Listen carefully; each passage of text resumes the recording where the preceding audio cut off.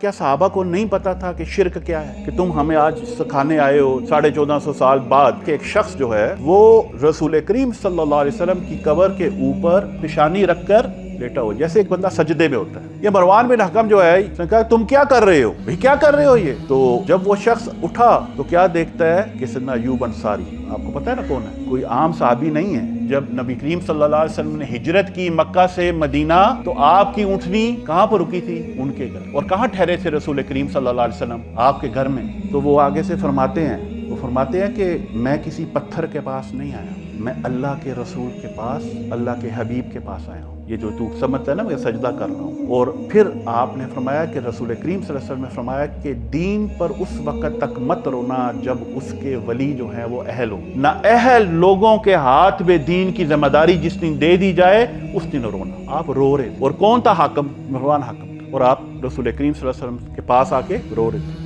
کیا صحابہ کو نہیں پتا تھا کہ شرک کیا ہے کہ تم ہمیں آج سکھانے آئے ہو 1450 سال بعد؟ اس کا مطلب ہے کہ اگر مزار پر جانا شرک ہے، رسول کریم صلی اللہ علیہ وسلم کے زمانے سے، آپ کے وصال کے بعد سے لے کر آج تک ہر وہ مسلمان جو مدینہ منورہ گیا ہوا ہے وہ مشرک ہے، جو بھی وہاں پر جا کے نماز پڑھتے رہے ہیں، کیونکہ وہ جا کے تو قبروں کو سجدے کرتے ہیں۔ ہفتہ وار لیکچر میں شرکت کے لیے اپنے قریبی برہانیہ کے سینٹر میں تشریف لائیں۔